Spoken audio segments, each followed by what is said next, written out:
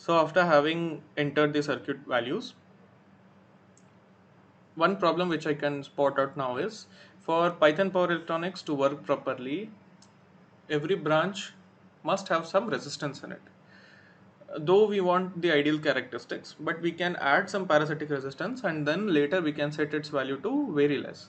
So let us add resistance here. So the first branch is a voltage source branch and we need to add some resistance. Let's add resistance at 4A, and I have added the resistance named as feeder. Resistor here is a keyword and it is case sensitive. The next branch we come to is voltmeter branch. Voltmeter is just a measuring meter and we do not need to add any resistance, any form of resistance here. But there is another element that is inductor and which might need some resistance. So I have added a resistance known as load here. Now let us save our file and let us save it as .csv. So you have to save your file as .csv. Then get back to your Power Electronics simulator and click on add circuit file. Now you have to add your circuit. You have to choose the circuit path, file path, choose the circuit. Mine was gate problems, and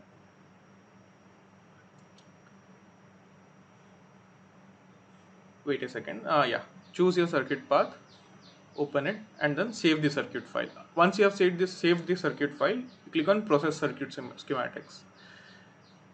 Now after having pressed on process circuit schematics, if there's some problem with, if there's any problem with your spreadsheet and schematics, it would show some errors here, but there's no, hopefully there are no errors. Let us get back to edit the circuit parameters. So here whatever you have entered, like the ammeter, diode, inductor, resistor and the voltage source, all of them are listed here and you have a option to edit those parameters. Let us go one by one. So the first one would be the ammeter. So ammeter load, let us look at our spreadsheet. Ammeter load is at 4L. Let us see what parameters, what options do we have. So it asks us to edit the positive polarity. Now if we look at our circuit, inductor is a load inductor, okay? So it takes current from the source. The current would be flowing downwards and the positive direction of the current would be downwards. So the polarity or the positive polarity of the ammeter must be phi L, towards phi L. So let us edit it and change it towards phi L. Save this. Similarly, you can edit your voltmeter. So the voltmeter is across the voltage source and the positive polarity is obviously towards 6C. So there is nothing to edit here. The rated voltage to be measured. So the rated voltage to be measured should always be greater than whatever possible highest voltage you can get in your circuit. So for safer side, let me take it as 1000 volts. Save the parameter. So we have edited our voltmeter and ammeter. So the next thing we come here is to edit our voltage source. So let us edit our voltage source. We are given the peak value of the voltage source to be 10 volts, voltage frequency to be 50 hertz, and there's no phase angle, there's no DC offset, but it is asking us the positive polarity. Again, when we look at the voltage source, it is situated at 7A. So the positive polarity has to be at 6A as it is feeding power. And it is already 6A written here, so you do not need to change anything. Save the parameter. The next one is the component named diode D1. Now the rated voltage again has to be similar in all the circuit parameters, though our peak voltage is 10 volts, but just for safer side I'm rating all the other meter and diode rated voltages to be 1000 volts.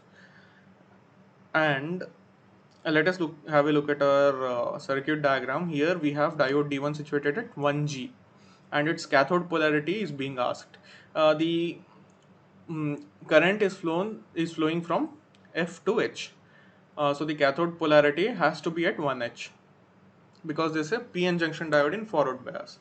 So let us edit it to 1H. Save the parameters.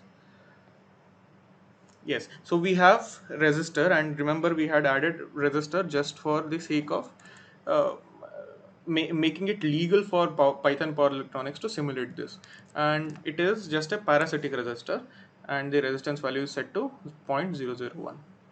So I'm choosing very less resistance value so that it does not come in the way of our simulation. So the same parasitic resistance of load has been set to the value 0.001. So we are left with only one parameter, that is the inductor parameter. The inductor parameter was given us to be 0.1 divided by pi. Now we can calculate it, and it comes to be around 0.0318, and I'm just entering that value here. I've calculated using calculator. I can see, you can save the parameter, and you are done with your circuit. Okay, get back to the circuit list and back to the main page. Now let us click at view output. Now we want to see the ammeter value. Before that, let us click at run, and let us click at add plot. So you have to give your plot title, like I am giving it giving my plot title to be current plot. So the waveform legend is the symbolism in which your graph would be named, or the uh, values in the graph would be named by. So I want my graph to be named by I. The scaling factor is obviously 1, and you have a drop down list of whatever meters you have in your circuit. So I have an ammeter load, also voltmeter feeder. I want to see my output waveform of current. So let me save this, and I have chosen ammeter load. Let me save this, click on done, and now you are ready to plot your circuit. Okay, plot your waveform. So click on plot, fine, and you'll get your plot where you have saved your spreadsheet file. Okay, so here is your plot. Let us look at current plot. Okay, you have got this current plot. Now you can zoom into this. So let me say if I want to zoom into between 0.0 and 0.2. So what you can do is you can add a start and stop value. So I have added 0 and 0.2 as start and stop value,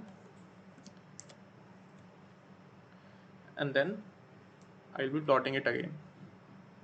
So you go back to your file and look at this, and yes, you get your value, and you can check it again, and it is exactly equal to option C.